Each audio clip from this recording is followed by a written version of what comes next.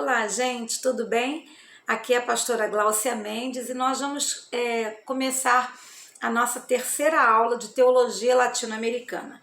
E como eu prometi para vocês, eu trouxe hoje a biografia, os pensamentos, os ideais, as obras de Karl Marx. Afinal, ele foi uma grande inspiração para a criação da teologia da libertação, da teologia latino-americana, que se expandiu não só na América Latina, mas, como nós já dissemos, em países também que com esse perfil, essas características de chamado terceiro mundo, ok?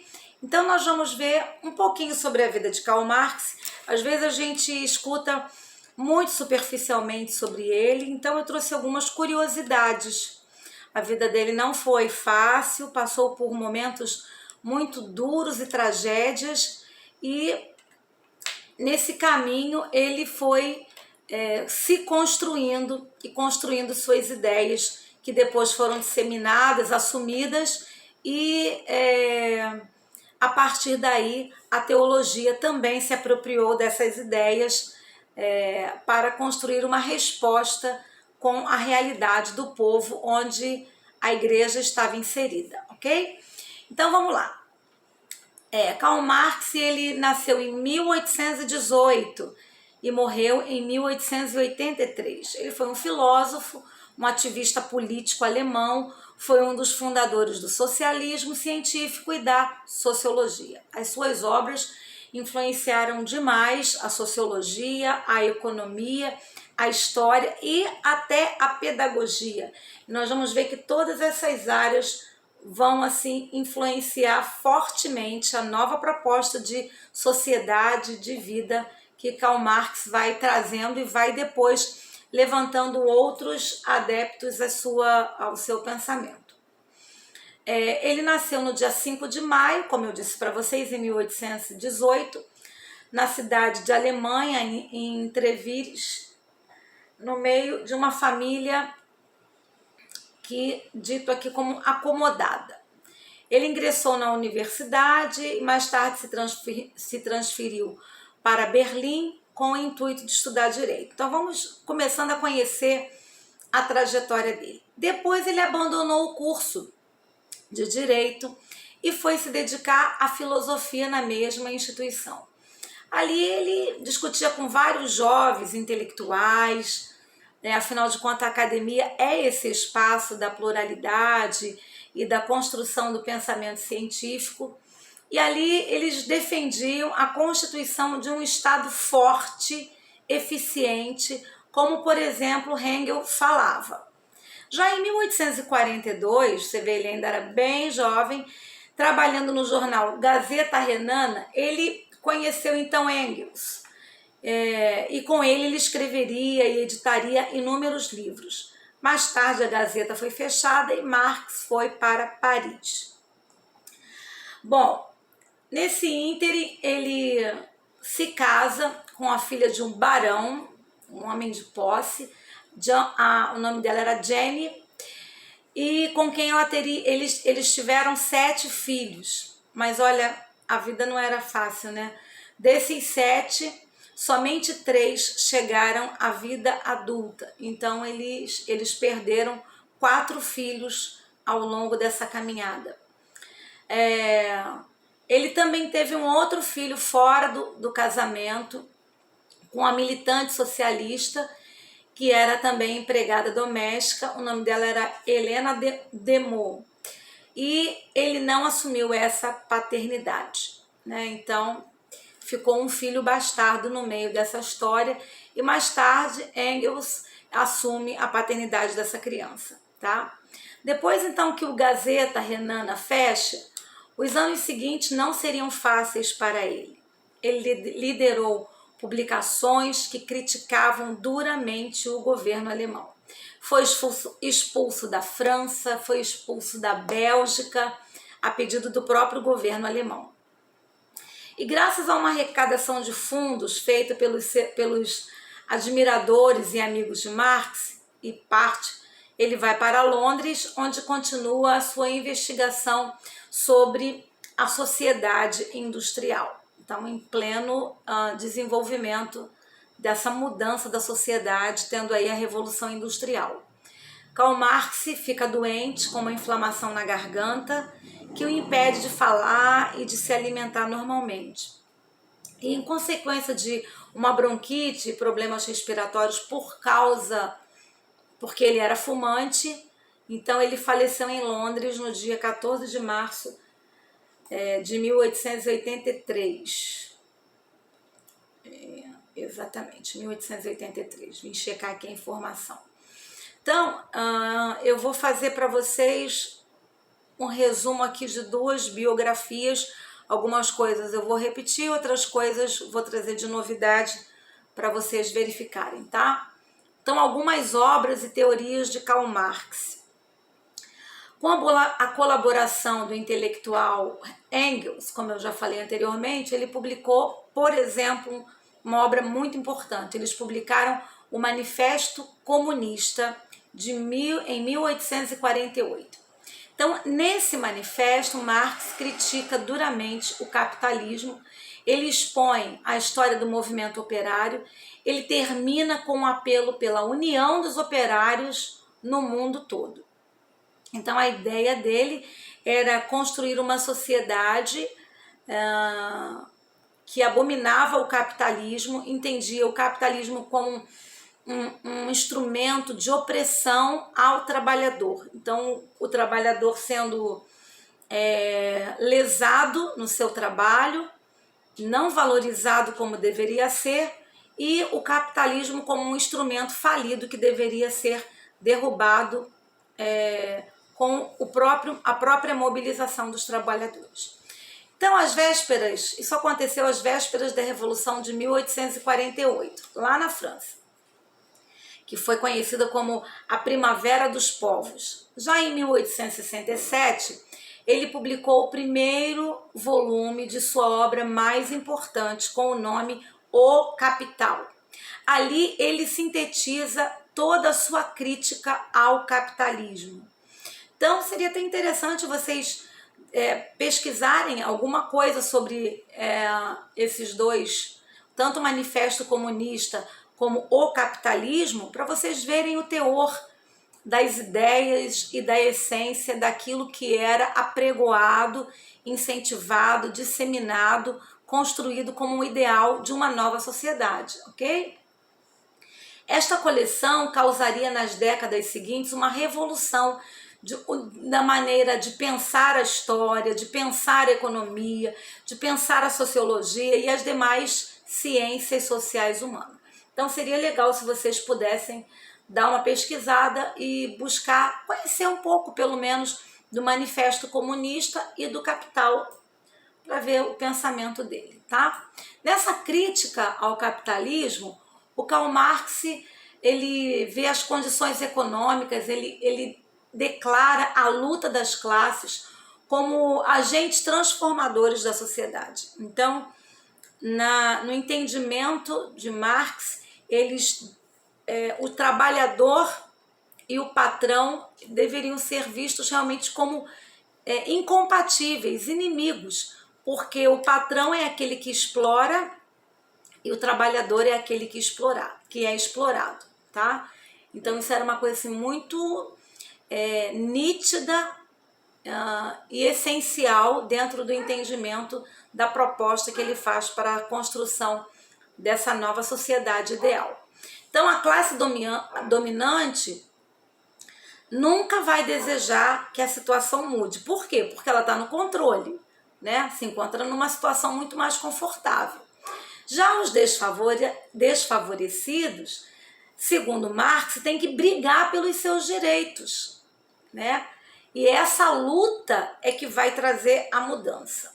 Ele pensava que o triunfo dos trabalhadores faria surgir uma sociedade sem classes, onde todos seriam iguais. Seria alcançado pela união de todos os trabalhadores, todas as classes trabalhadoras organizadas em torno de um partido revolucionário. Então, vejam como ele vai construindo suas ideias e como ele vai fomentando desde os grupos acadêmicos até o proletariado, o trabalhador, para se unir, se juntar e se fortalecer nessa luta, criando esse partido revolucionário. Ele também apontou para a mais-valia quando explica que o lucro do patrão é obtido a partir da exploração da mão de obra trabalhadora. Então, até há pouco tempo agora nós ouvimos uma declaração bastante até controversa do nosso atual presidente da República, quando ele diz que os empresários não trabalham, né? Quem trabalha são os funcionários. Então, os empresários ficam ricos pela exploração ou às custas dos seus trabalhadores e dos seus funcionários.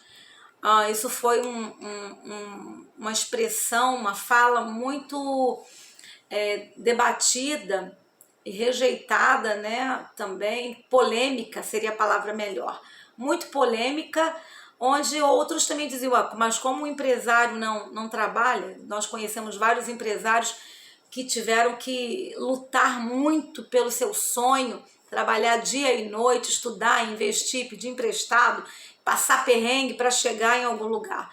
Então, mas nessa visão de Karl Marx, nessa visão do socialismo que ele apregoa, do Partido Comunista, que depois, né, a gente vai ter essa oportunidade de ver, realmente essa luta, essa briga, essa incompatibilidade entre trabalhador e patrão. E aí, dentro dessa ideia de mais-valia que ele destaca, por exemplo, ele diz, ora, o trabalhador poderia trabalhar somente 5 horas, porque o trabalhador precisa de moradia, de saúde, de educação, de lazer, né, entretenimento. Então, se ele trabalhar 5 horas, tá ótimo. Ele já pode adquirir tudo isso que ele necessita. Mas a sociedade impõe que ele trabalhe 8 horas. Então, essas 3 horas eles já considerariam como uma exploração. É o lucro que o patrão vai ter. Então, eles falam sobre essa mais-valia quando explica o lucro que o patrão tem é obtido a partir da exploração da mão de obra do trabalhador. Então, ele não entende, ele não nessa época aqui, né? Ele não destaca, não entende o empreendedorismo, como hoje nós vemos de uma maneira muito diferenciada, né? Inclusive com o incentivo de microempresários, de empreendedores. Não, nessa visão aqui, o patrão é sempre o explorador e o trabalhador é sempre o explorado, ok? Nesse socialismo científico, ao elaborar essa teoria sobre as desigualdades sociais, ele propõe uma forma para superá-la. Então, Marx cria o que se denominou socialismo científico. Então, contra a ordem capitalismo, contra a sociedade burguesa, Marx considerava inevitável a ação política do operário e a revolução socialista que faria surgir uma nova sociedade. Então, na visão que ele constrói, no ideal que ele constrói, o caminho para essa nova sociedade é através da ação política desses operários e através dessa revolução socialista, ok? De início, seria instalado o controle do Estado pela ditadura do proletariado e a socialização dos meios de produção, eliminando a propriedade privada. Então, a gente tem visto muito isso nos nossos dias atuais, né? Então, esse tema é super atual, como nós temos visto esse crescimento do pensamento do Karl Marx nas resoluções dentro do nosso país, né? Então, a gente já vê, sim, alguns sinais muito evidentes dessa ideologia marxista.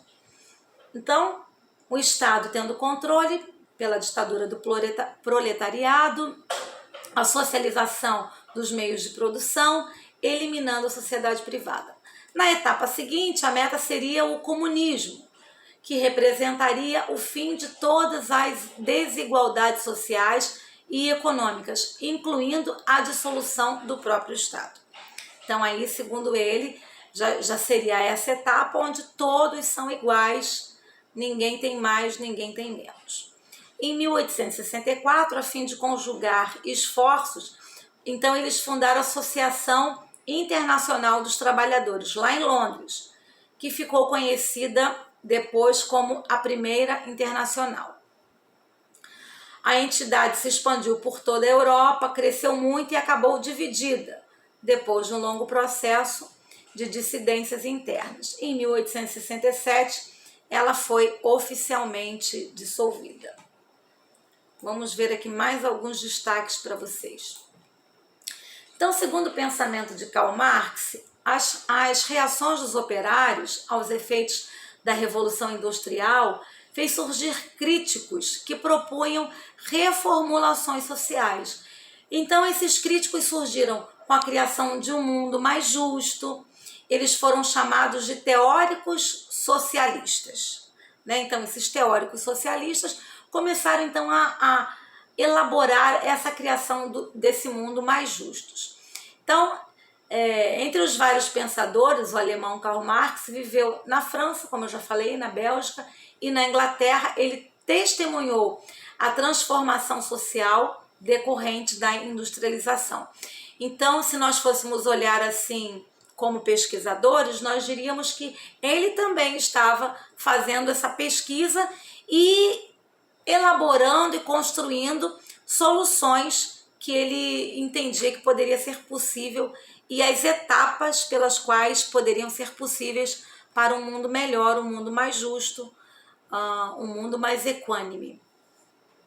E a influência do marxismo? As teorias de Karl Marx influenciaram a Revolução Russa de 1917. Olha como ele foi longe, hein? Além de teóricos e políticos, entre eles Lenin, Stalin, Rosa Luxemburgo, Che Guevara, enfim, vários outros. Cada um deles entendia a teoria marxista, estudava, tinha como referência, né, e buscava adaptá-la à sua realidade específica. Então vejam como o pensamento que Karl Marx ele escreveu foi assim inspirador para muita gente. Não estou aqui julgando o quanto seja bom e o quanto seja ruim, mas o fato, né, como ele foi influente em tantos lugares e para tantas pessoas importantes também. O termo marxismo e leninismo na União Soviética ou no socialismo moreno, na América Latina, vários foram os governos que se proclamaram socialistas, né? União Soviética, Cuba, Coreia do Norte, entre muitos outros, né? A gente pode até perguntar, mas eles conseguiram construir esse ideal que Karl Marx tinha dentro da sua cabeça, dentro do seu sonho, dentro das suas teorias? Vocês acham que eles conseguiram construir esse mundo justo, esse mundo igual, esse mundo, né, fraterno, né, onde todo mundo tem o mesmo valor? Será que eles conseguiram? Então, fica aí para a gente pensar. Eu vou ver agora aqui com vocês algumas frases de Karl Marx e depois eu vou voltar para outros pontos que eu quero destacar, porque eu peguei 2 textos diferentes, tá bom? Então, primeiro ele dizia: os filósofos limitam-se a interpretar o mundo de diversas maneiras. O que importa é modificá-los. Então, ele não queria só compreender, ele queria transformar. Ele dizia também: a produção econômica e a organização social que dela resulta, necessariamente para cada época da história, constituem-se a base da história política e intelectual dessa época. Então, olha como ele faz esse paralelo da produção econômica e da organização social com a base histórica, política e intelectual de cada época. Então, ele vai assim observando a sua realidade, observando o movimento de como a realidade se dava, e ele vai propondo em cima dessa observação. Ele também disse: a história da sociedade até os nossos dias é a história da luta de classes. Então, isso é um dos pontos principais do pensamento dele. É necessário,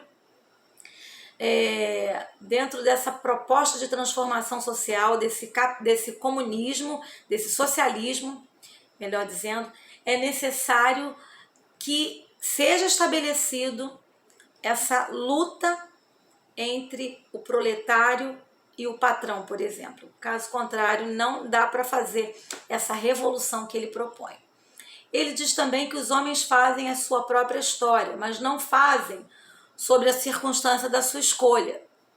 Para ele, aquelas que se defrontam diretamente, legadas e transmitidas pelo passado. Então ele acaba achando que o homem é um próprio refém da sua realidade, do seu passado. Ele também dizia, sem sombra de dúvidas, a vontade do capitalista consiste em encher os bolsos, o que mais possa. E o que temos a fazer não é divagar acerca da sua vontade, mas investigar o seu poder, os limites desse poder e o caráter desses limites. Então ele estava obstinado a interferir e derrubar esse capitalismo que ele vê como algo muito maléfico para a sociedade. Lembrando até, claro, por conta do contexto que ele está vivendo ali da Revolução Industrial. Grandes transformações econômicas e políticas, sociais, ocorreram na Europa, tá? Só para situar vocês por que ele teve essa série de insights e ele foi construindo esse seu pensamento. Porque ele viveu num período de grandes transformações econômicas, políticas e sociais na Europa, lá no fim do século XVIII e início do século XIX. Essas mudanças foram acompanhadas por teorias, por doutrinas, que buscavam condenar ou reformar a ordem capitalista burguesa. Estruturaram-se então teorias socialistas vinculadas a um novo ramo da ciência e da economia política. Claro, a realidade sempre vai provocar a pesquisa, sempre vai provocar uma reação, né, diante daquilo que ela está produzindo no seu dia a dia. Então, por isso, essa reação, essa produção intelectual e essa proposição de uma mudança política e dessa luta de classes e dessa revolução. Então, a Inglaterra era onde mais se verificava essa mudança. O país adquiria uma nova configuração social, com a industrialização, o êxodo rural, que forneceu a mão de obra das fábricas nas cidades. Não existia nenhuma legislação trabalhista nessa época, então, às vezes, a gente comete um erro. Eu lembro de um professor de história que eu tive, quando eu estava fazendo mestrado, e ele falou uma coisa que eu guardo sempre para mim, eu quero compartilhar com você. Quando você estiver estudando, você precisa colocar o óculos da história do período que você está estudando.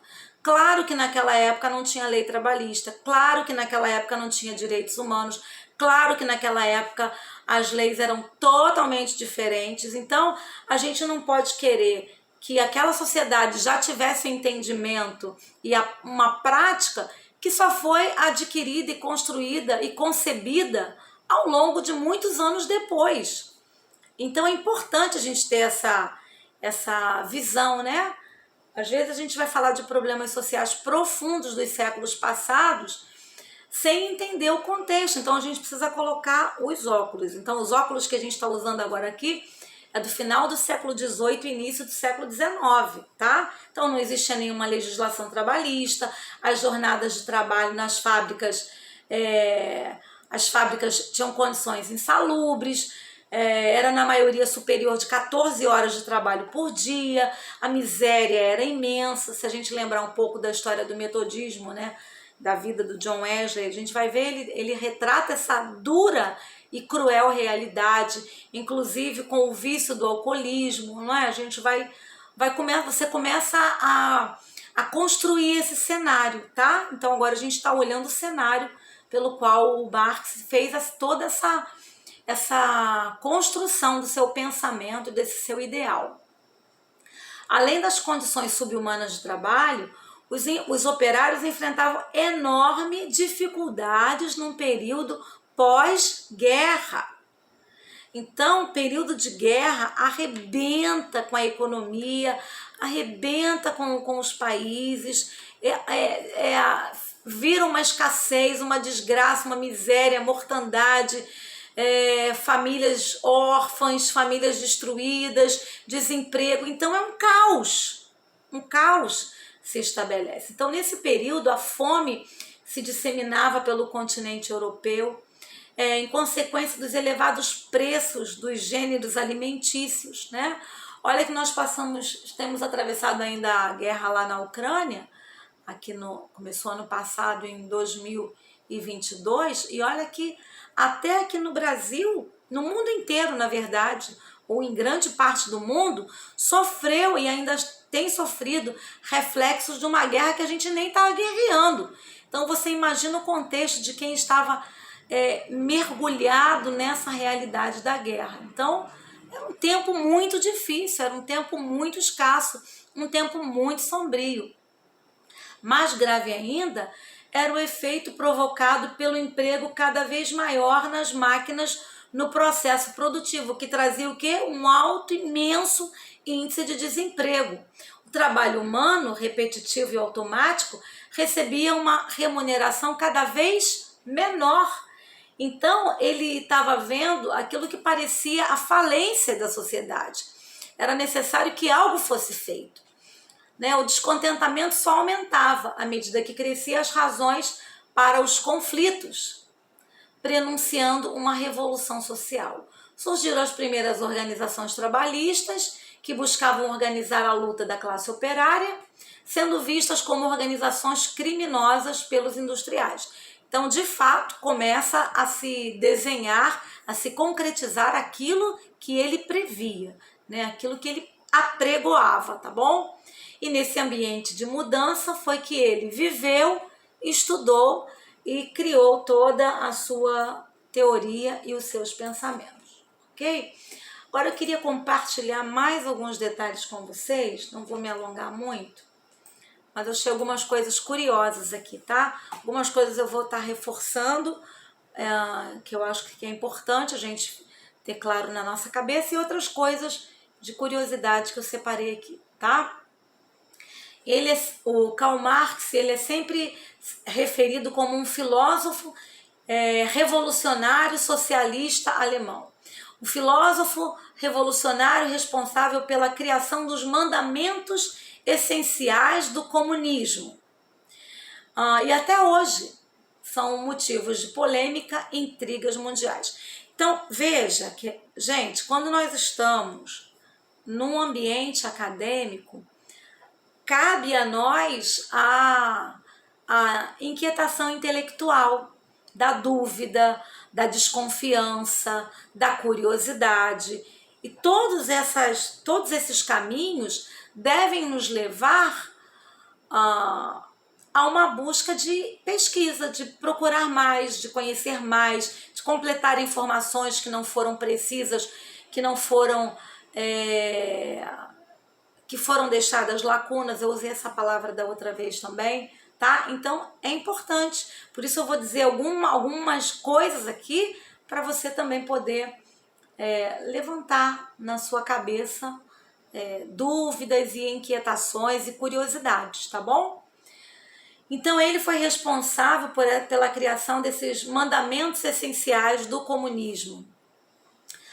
Então, quem foi esse homem por trás de uma ideologia tão marcante e tão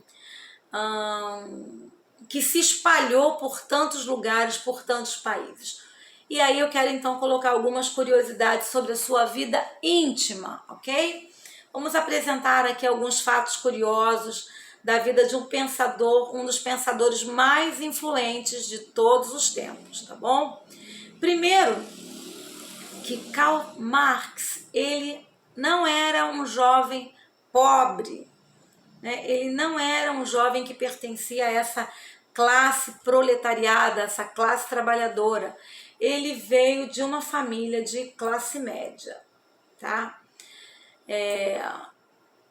Uma das filosofias mais marcantes da vida de Marx é a crítica ao capitalismo, como a gente já falou anteriormente, tá? E também a crítica à propriedade privada. Então, segundo Marx, as pessoas não deveriam ter esse direito à propriedade privada. Mas essa visão só foi possível quando o jovem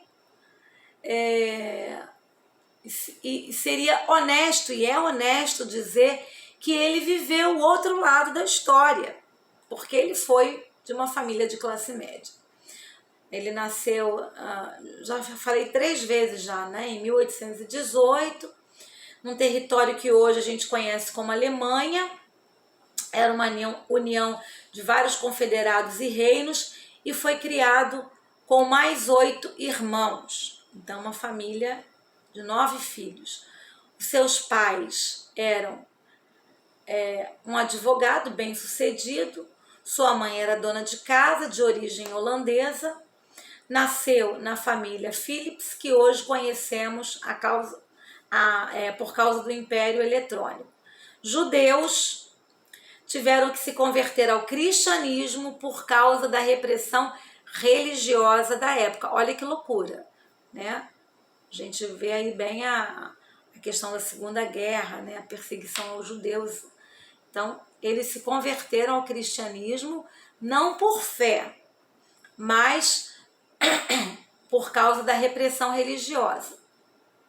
Esse fato mais tarde refletiu na ideologia do filho, que em uma de suas mais famosas frases disse: a religião é o ópio do povo, né? Então, na verdade, não houve uma conversão ao cristianismo, segundo alguns escritores colocam.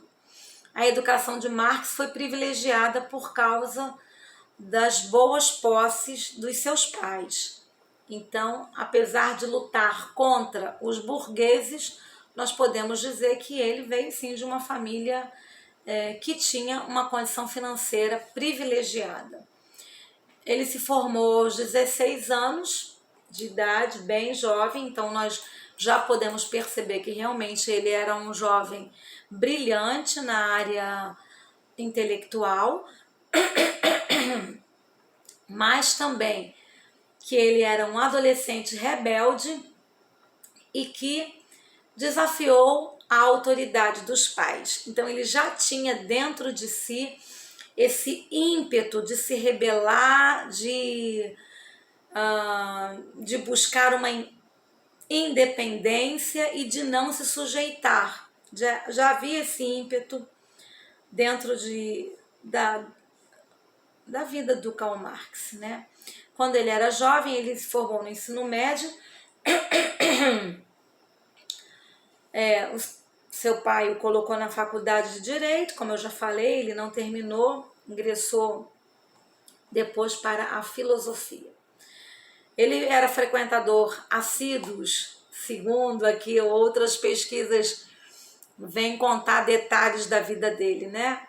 Assíduos de festas, né? Ele gostava de estar nas festas junto com os jovens,